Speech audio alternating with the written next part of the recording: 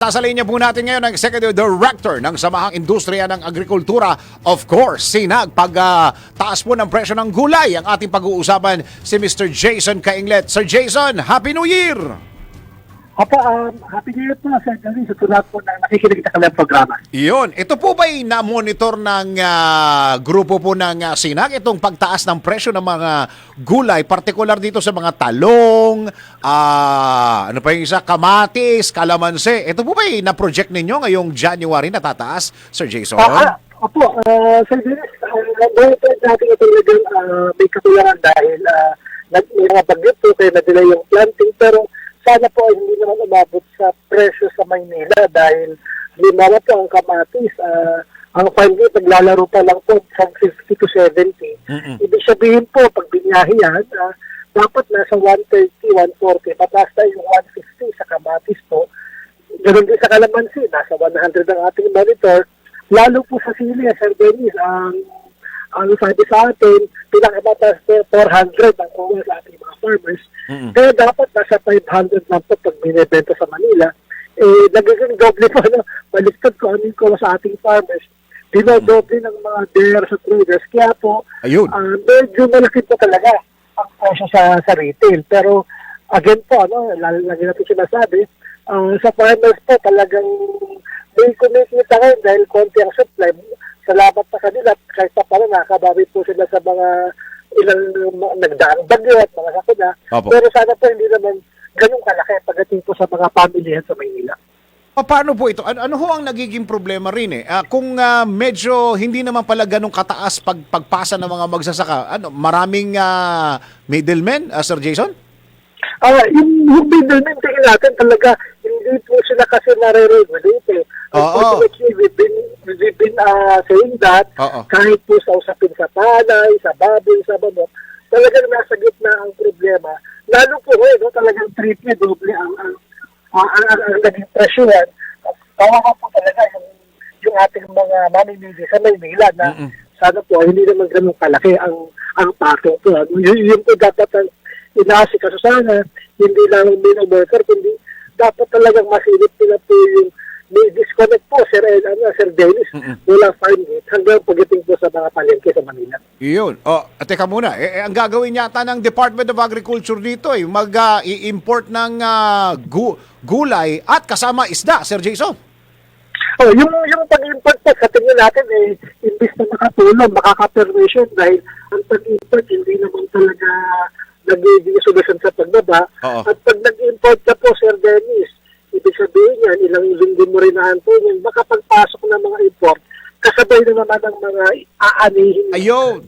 Kaya po ang ating mga farmers, kasi alam naman natin, mas mura imported, mababa pa ang tarifa nila, hindi bababa ang presyo sa palengke, pero mataas na ibebenta pa rin ng importer, yung kanila mga, kung sakasakaling, itutuloy po itong mga sinasabing importasyon. Teka muna, pagka ganon, Sir Jason, gano'ng katagal bang panahon ang pwede nating antayin para bumalik sa normal yung supply ng mga gulay na nagmamahalan ngayon?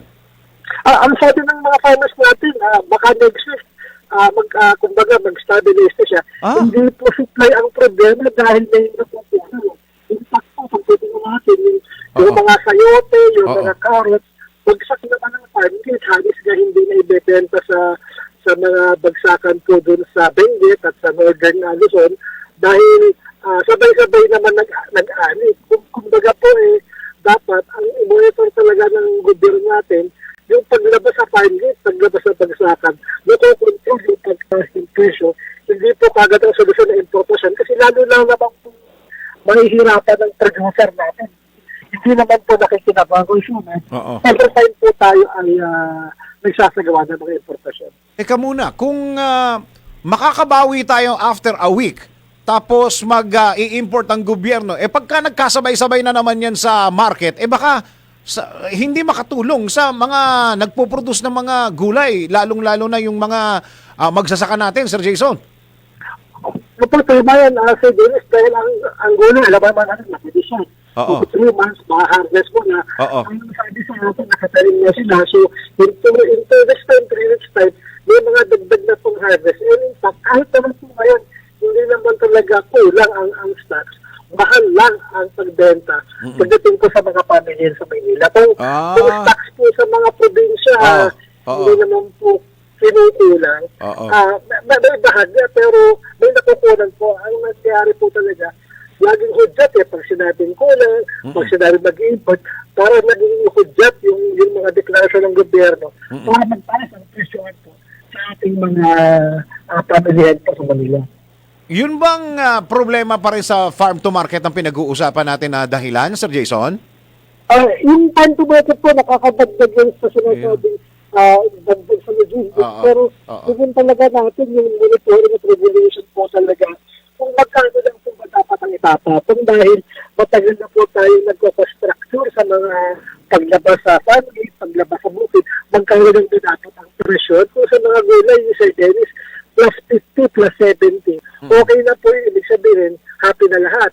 Kahit sabihin mong plus 100 na, kung sili, pinukuha mo lang ng 400, dapat 500 may bebenta mo. Plus 100 na po yun. Ibig sabihin, everybody happy na po sana sa ganung kalakaran. Huwag naman po yung umaabot pa sa halos 400, kaya baga ng ito yung tubo kada kilo. Talagang po yung mga producer ng mga nagbabiyahe at mga nagbebenta sa palengke. Oo, sa bagay hindi pa natin pinag-uusapan yung cold storage.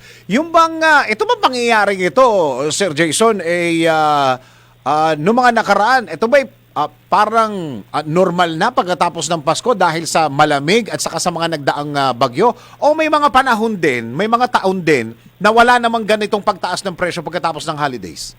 Wala pong, ngayon po talaga ang kasaganan dahil kapag naman binagyo tayo na sunod-sunod, kaya nga po may mga panahon sobra-sobra ang sabay-sabay na galing, may panahon naman medyo atrasado, delayed ng harvest. Dahil nga po sa sunod-sunod na mga bagyo nitong last year, pero sana po hindi naman umabot sa ganung kataas.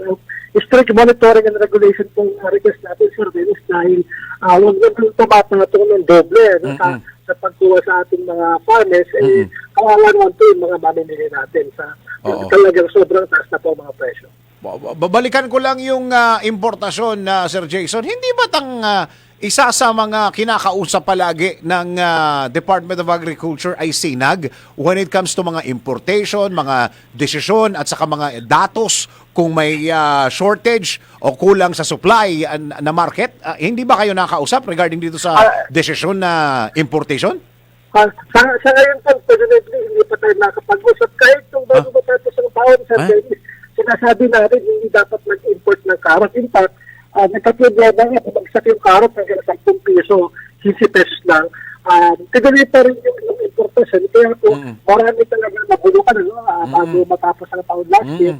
Sayote at carrots. Ngayon naman, kung meron pong nabanggit, we're hoping na kung saan tayo, meron naman pong mekanismo, may price and volume committee tayo, meron tayo mga price monitoring council. So, mapag-usapan muna para marinig din po ang side ng mga producers po. Oo, kasi kasabay ng mga pagtaas ng mga, ewan ko kung namomonitor nyo yung pagtaas ng mga gasolina, tapos pagtaas ng mga presyo ng mga pagkain. Nako saan pupunta na si Simpleng Juan, Sir Jason? Oo nga po, pinasaya lang tayo ng Pasko.